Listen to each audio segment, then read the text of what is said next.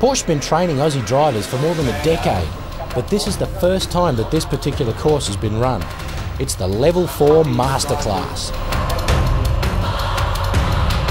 Basically, $3,000 gets you a Porsche 911 GT3 for the day, a racetrack, and the priceless driving tuition of Bathurst winner Thomas Mazera and reigning Porsche Cup champ Craig Baird. Today, their assignment is to turn me into a racing driver. And Mazera takes us for a theoretical lap of Queensland Raceway. He suggests gears for each corner and talks about the G-forces acting on a race car. Now, theory over and we go out to meet the cars. This is the Porsche 911 GT3. It's the fastest car Porsche currently builds.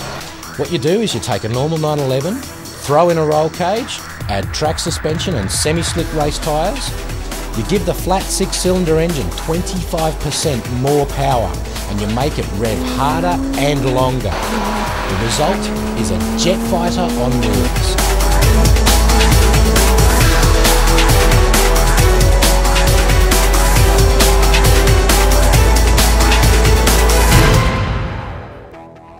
Oh, that's incredible. That was very fast. It was like every inch of the corner we were over the limit, but somehow on the limit at the same time. The car is unbelievable. In the hands of a professional, it is a real revelation what these cars can do. And now, they reckon they can make me a professional. We'll see about that. Now, things do not start well. One of my colleagues who goes out before me loses control at 150 kilometres an hour and puts one into the kitty litter on turn 1. He'll do it again 2 laps later, on the same turn. And as if I wasn't nervous enough about that corner.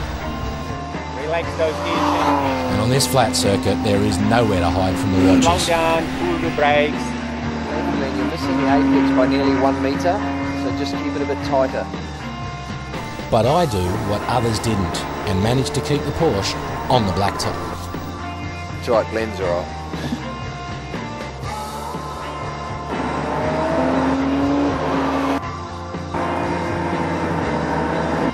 So with the first 10 lap stint in the bag, it's time for a debrief. You've got that little bit more top speed, and you're not rolling off the throttle, you're actually getting off the gas, which is very good. And quite important, you know, but it's not critical to... The blue line's me. Red one is Craig Baird, who does this for a living. And basically I'm hitting a higher top speed here and on the brakes. You see, turn 1's the problem, as if we couldn't have worked that out before. I'm losing at least a second on that corner alone. But identifying a problem and rectifying a problem are two very different things, and I don't know if I've got the bottle to do it. But it's back to the track for another 10 laps and a chance to improve my time. Temperatures are rising, the track's getting hotter and tyre grip is down. As a result, I actually go slower.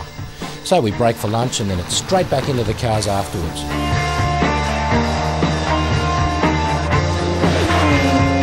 There's no denying that you get plenty of wheel time for your money. In the car, the world narrows down into 3 core elements. It's you, the Porsche, and the racetrack.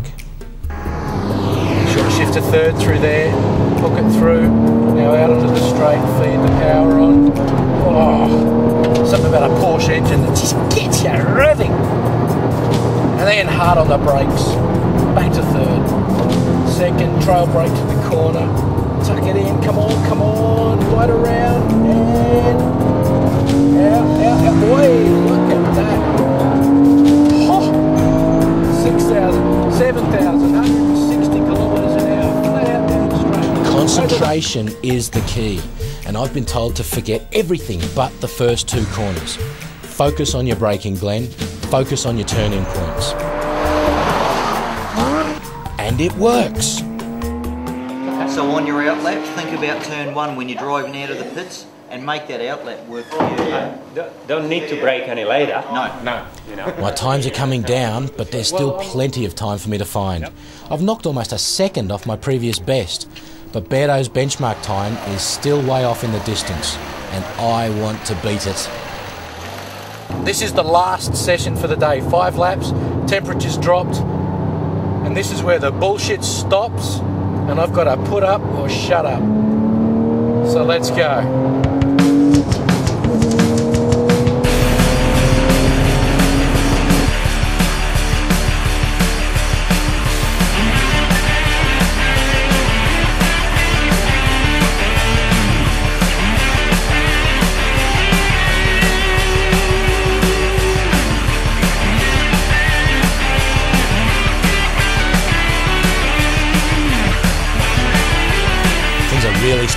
gel now. I'm taking in everything that I've been told.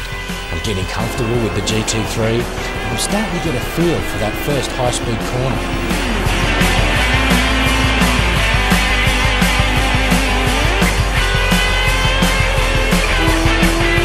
I even managed to consistently nail that one apex that has been troubling me all day. But the 10 laps seemed to go in the blink of an eye, and all of a sudden I'm being flagged into the pits for the last time. What do you think? I think I was very consistent. That felt really comfortable. I never felt... 63.5, which is very good, mate. Wow. 63.5, so that's my fastest of the day. Yes. And that actually felt...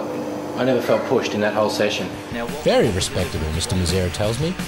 But he also tells me that I'm not ready for Bathurst just yet. Baird's benchmark, by the way, was 60 seconds dead, so I've got to find 3.5 seconds. Still, I could always sign up for the level 5 course.